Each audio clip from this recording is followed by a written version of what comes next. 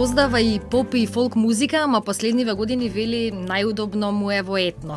Немаме етно амбиент овде во студиото на Радио Слободна Европа, каде го снимаме подкастот Зошто, но се надевам дека сепак ќе му биде удобно на нашиот денешен гостин Николче Мицевски, композитор и инструменталист. Николче, добре дојде. Добре ве најдов. Благодарам за поканата. Супер ви е во студиото.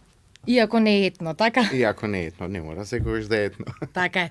Во моментот дека зборуваме, твојата преработка на Ја излези Ѓурѓо, која ја изведоа Next Time, на YouTube има над 11 милиони прегледи. Да. Во меѓувреме или потоа се извадија и други преработки од други твои колеги и твои преработки, но оваа некако помина посебно забележана. Зошто? Правило нема, никогаш немало и ниту ќе има правило или формула, ако знаевме формула, ќе беше полесно. Ѓурѓа, да, 2014 ја извадовме како еве нешто да пробаме, да видиме како ќе реагира публиката со Стефан и со Мартин. Навистина тоа беше една супер работа која допре до сите, би рекол, особено до најмладите. Потоа продолживме со Слушам кај шума чумите, така да за неколку години внимателна работа и посветеност го извадовме и целиот албум кој се вика Мајка. Почна ли тогаш некоја нова ера, како што се нарекува твојот последен проект, во смисла на тоа како старото се носи во новото време? И до помладата публика, но и генерално до публиката. Да, па мислам дека со од таму тргна приказката и мотивиравме многу наши колеги да обработуваат малку поинаку стари македонски песни и при тоа мислам дека има огромно влијание кон младата публика, особено малите деца кои не мислам дека претходно беше толку популарно да слушаат стари македонски песни, што е сега случај во последните неколку години, а тоа најдобро го гледам на живите настапи, на концертите, каде што најмногу бројна публика е најмладата публика и кога ќе ги видам во прв, втор, трет ред ги пеат од збор до збор сите тие стари песни, навистина сме направиле добра работа општо за сите, не е само за нас, него тоа беше идејата да ја величаме, да ја донесеме таа стара музика на еден поинаков начин. И нормално да го продолжиме векот, затоа што сега тие ќе ја знаат, па тие ќе пренесат на нивните генерации, така да тоа така си оди некако како синџир. Само треба да се најде начин, не дека сме нормално. Начин на обработка, различни начин, ние имаме многу низ историјата.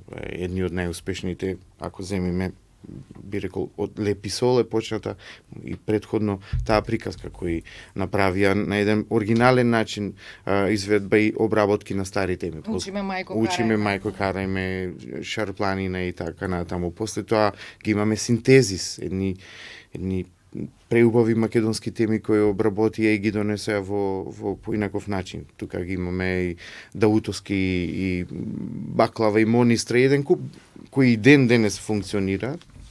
И секој си е на свој начин си го прави тоа како што си го прави, и секој си има своја публика. Така да ние фативме таков правец со Next Time.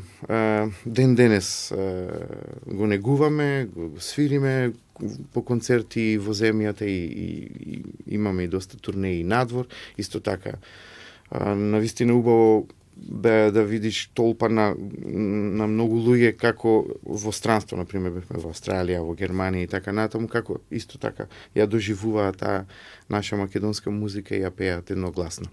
Во однос на бројноста на преработките, зборувам целосно, не само оние на кои што ти имаш ставена подпис како аранжер, некои дури коментираат и дека па и со тоа малку се претера во смисла дека веќе ги има премногу.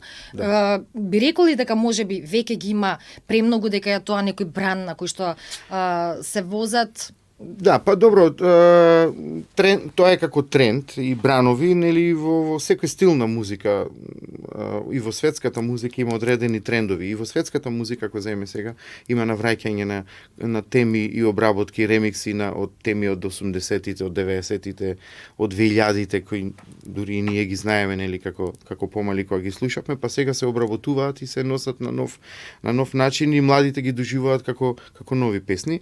Тоа никогаш мислам дека нема да исчезне, и тоа е нормално. Нормално е тоа, како и не само со музиката, и со модата, и воопшто во историјата се повторуваат тие како спирала, нели? Да, има циклуси, само ќе биде одбележување на времето, нели, кое го живееме, па ние така сме направиле за 10-15 години, некои други ќе направат на друг начин. Претерано, дали е претерано, не претерано, тоа времето ќе покажи, и самата публика некогаш кога се заситува од нештото, можеби помалку губи интерес, меѓутоа тоа одреден период, па повторно ќе се повтори, така да ќе видиме. Земаш една етно приказна, но внатре ставаш печат од времето кое што го живееш. Колку е тоа предизвикувачки да се сплотат тие две нешта? Па е предизвикувачки и одговорно пред се, затоа што тоа се теми кои оставиле нашите дедовци, прадедовци од пред 100 години, или песни кои неодамна направивме некои кои се ново компонирани од пред 20-30 години, и пред се како одговорност е голема, затоа што имаш задача да ја задржиш големината и убавината на таа песна, а при тоа да додадеш нешто што ќе на некој начин измодернизираш, иако не е правилен до крај термин тоа модернизирање, за да со цел, нели, ја оставиш печат на ова време кое го живееме. Од друга страна, пак со албумите на Каролина Гочева, кои ги направи в Македонско девојче 2 и Извор, таму па се работи за нова музика, ново компонирана, која е со мирис и шмек на некоја си староградска, сепак наша не е изворна, меѓутоа наша староградска музика. Така да, и тоа е друг начин на изразување и на начин да допреш до публиката, при тоа да го има тоа препознатливо македонско. Сведоци сме таму колку песни излегоја кои веќе се обнародија, дури за одредени песни мене ме прашува, например за Две лири ме прашува, вика, кај најдовте шубава песна, јас те обработиле. Не е обработена, направена е нова, и така натаму неколку песни кои допреа на вистина до публиката, а се со духот на нашето македонско. Ке се вратиме на приказната со Каролина, додека сме кај ова ново време. Добра. Кое што го живееме. Во ова ново време и вештачката интелигенција. Во денешно време, ако дадеш точно прецизни насоки на компјутерот, на машината, може за 5 секунди да направи метал верзија на Македонско девојче, да речеме.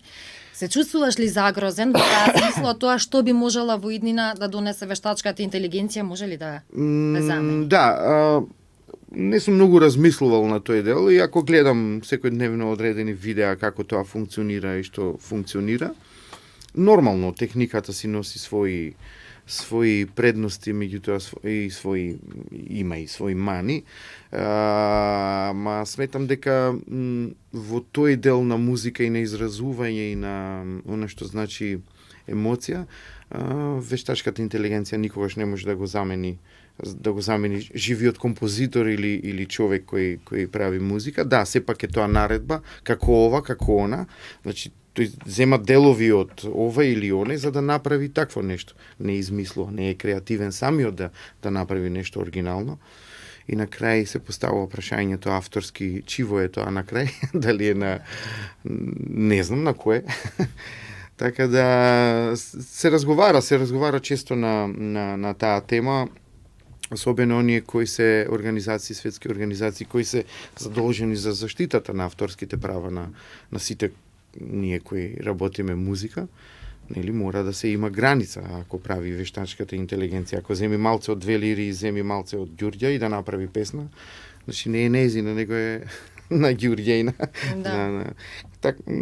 Широка тема, ама не можеш против тоа, не можеш тоа да го запреш или да го забраниш. Ја споменавме приказната со Каролина, споменавме Македонско девојче, всушност со Македонско девојче 2, потоа и со Извор. Повторно некако и публиката коментираше дека е некоја нова ера за Каролина и го доживуваше како твоја нова ера со оглед на тоа што Апсолутно, имавте да. маратонски концерти во МОП, имавте надвор од македонските граници се представивте? Па некако и од тој период кога го сработив тој албум за Каролини, кога заеднички сите го сработивме, сепак е тоа тимска работа. Јас ги правам песните, аранжманите, меѓутоа тука има многу луѓе, има изведувач, има текстописец, има Каролина која ги носи тие песни, има продукција која треба да го испромовира сето тоа. И од тука некако и мојата нова ера во тоа што значи авторство, ако претходно сум се занимавал повеќе со фестивалска музика, разноразни фестивали, оркестри и така натаму, некако од тогаш почнав поинаку да ја градам својата и да се движам во поинаков правец, што мене, да кажеме, ме направи така препознатив со тој стил. И навистина ја сметам за една успешна приказка која се уште трае, се уште ги изведуваме, се уште се свежи нормално, не е тоа голем период е. Од првиот помина 10 години, од вториот 6-7 години. Меѓутоа се уште се свежи и нови се тие песни кога ги свириме било каде, дали во земја или во странство и ги пеат едногласно голем дел од тие песни. Свежи се спомените и од германската турнеја која што ја имавте сега пред Нова година во декември. Што се случи таму конкретно на концертот во Дизелдорф? Имаше се проширија муабети дека некои нашинци таму всушност се обиделе да го бойкотираат концертот? Па мислам дека беше едно така поголемо недоразбирање како и секаде на нас македонците во одредени моменти ни треба повеќе сплотеност отколку разединетост, нели?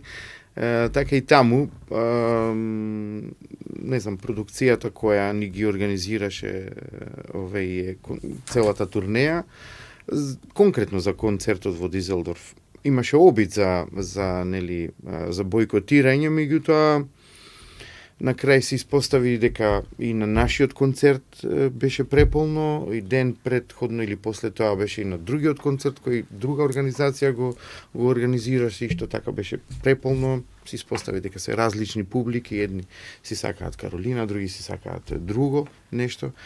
И доказ тоа дека ние навистина имаме многу луѓе таму кои и во 2 вечери може да се исполнат два концерти, и тоа треба да има нив мотивација за уште поголема сплотеност и организација на концерти. Бојкотирање, неинформираност или неповрзаност со македонската фолк песна е тоа што во последниве години, например на некои од македонските фолк фестивали, дури на социјалните мрежи се коментира дека има повеќе луѓе на сцена, музичари, отколку луѓе во публика. Зошто се полупразни салите, а некогаш тие фестивали биле престиж и за изведувачите и за оние во публика?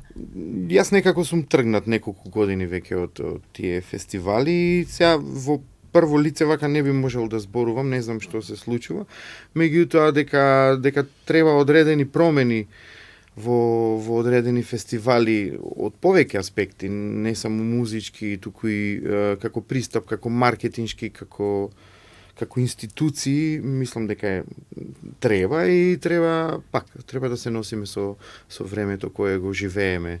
Некои принципи на работа од пред 15-20 години, ако ги практикуваш така, не можат во ова време. Денес време на социјални мрежи, на поинаков тип на маркетинг, дури полесно мислам дека е сега нешто да изрекламираш отколку пред 20 години кога чекавме реклама на телевизија или на некое радио, или во весник да прочиташ, така да мислам дека малку треба општо генерално да се смени пристапот околу тој дел, а и нормално музички. Мора да се носиме со време, мора да се модернизираме. Треба да се има таков тип на фестивалска музика, меѓутоа прашање во кој правец треба да се движи, така да се има задолжени за тоа, кои се нормално и ангажирани и платени, мислам дека треба да размислуваат малку повеќе. Кога ги спомена медиумите, мислиш ли дека ако слушаме повеќе македонска музика на радијата, гледаме повеќе македонски спотови на телевизиите, ќе имаме и повеќе полни сали на фестивалите? Се разбира. Колку повеќе ја доближуваме публиката, музиката до публиката на било кој начин, а медиумите се едни од главните за тоа, телевизиите, радијата, колку повеќе практикување на македонска музика, толку повеќе информираност на луѓето со тоа што се работи на естрадата и толку повеќе ќе имаш заинтересираност за да ние како артисти полниме сали. Имаме супер артисти, значи имаме ние артисти кои се од типот на Каролина Гочева и таа клапа на луѓе кои можат да наполнат сали, можат да наполнат без никаков проблем било каде. Меѓутоа сметам дека имаме и една нова клапа на млади изведувачи на кои им треба повеќе поддршка за да тие дојдат до ситуација да можат да полнат сали. Генерално повеќе фактори влијаат врз тоа, дека има музика дека има изведувачи млади, талентирани има, дека има автори и талентирани кои ностоп работат музика има, меѓутоа нема нешто друго кое вака полесно ќе доближиме музиката. Пред 20 на години кога ќе поминевме на улица Македонија или јас во Битола растев кога ќе поминев на широк сокак, од секој кафич се слушаше македонска музика. Значи такво беше времето кај сите слушаа, сите почитуваја и така натаму. Некако тоа со текот на годините се измени, има повеќе фактори, не е тоа дека сега немаме музика, па ќе речам, имаме прекрасна музика, дури уште повеќе трендовска од тоа време кое сме кога се создавале тие хитови. Меѓутоа, така, треба некои работи да се сменат, почувајќи од закон за застапеност на македонска музика, самосвест на сите тие кои пуштаат музика. Не мора денес во кафулината да слушаме странска музика или на 90% од радијата слушаме само странска музика. Може и тоа да се измени. Еве, имаме еден-два кафичи слушнато, веќе полека го менуваат, се надевам дека и други ќе прифатат, одиш денски на кафе и слушаш музика која е сега македонска актуелна и многу ме радува тоа, за поздрав и се надевам дека и другите тоа ќе го практикуваат. Друга болка на македонските музичари и изведувачи чинаме моментот или чувството на тоа дека оние кои што она вечна тема, дека оние кои што доаѓаат од надвор ги цениме повеќе, не ни е проблем да платиме и поскапа карта, а овие кои што ни се тука некако наши се па многу пари е ова за концерт на македонски изведувач. Тоа чинам дека е уште една вака од поголемите болки. Како да се смени таа перцепција? Да сватиме дека овој македонски изведувач вреди добро, да... нас повеќе, неверојатно, него повеќе вака надвор не почитуваат некогаш во одредени ситуации отколку дома. Или некој треба да направи надвор успех, па за да го приметат дома. Да, уствари вреден бил тој или таа. Штом другите кажуваат, изгледа е така. Не можеш да забраниш на публиката да слуша странска музика, нормално. Тоа си го направија социјалните мрежи и YouTube, достапноста до музиката, кој се ако се навратиме во периодот 90-тите, па и рани 2000-ти, кога кај нас цутеше целата музика, ние немавме социјални мрежи, немавме толку влијание. И ако имаше музички телевизии, и како за да ја замав тие музички телевизии од соседството, така некако почеа да се менуваат работите. Така да дојдеме сега до ситуација да има многу српски конкретно или бившо југословенски од тие простори кои доаѓаат тука и прават големи концерти. Да, им се слуша музиката, ги слушаат и тоа не може да се забрани, меѓутоа пак ќе кажам, ако имаме ние уште многу поголема поддршка од многу други работи, можеме да креираме, да правиме наши звезди и да се носат со тие големи звезди, така да останува да се трудиме и да се надеваме дека ќе почне некоја нова ера во однос на тоа дека треба да си го почитуваме и цениме нашето повеќе. Можеме така да заклучиме. Се надеваме, ние цело време работиме на тоа и се надеваме и работиме за да се оствари тоа. И резултати има, полека, меѓутоа има и вака гледам на светла иднина на македонската естрада со целата оваа нова сила што доаѓа и и тие што се веќе кај нас, би рекол, легенди кои веќе го имаат статусот на легенди, така да имаме сила, имаме квалитет, имаме се, и треба уште малку поддршка и ќе бидеме најсилни. Ти благодарам многу за денешното гостување во Благодарам подкастот. и вас, благодарам за поканата и се надевам ќе се видиме пак со некоја друга тема. Секако, вие го следевте подкастот Зошто на Радио Слободна Европа со нашиот денешен гостин Никол Чемицевски, композитор и инструменталист. Се надевам дека уживавте.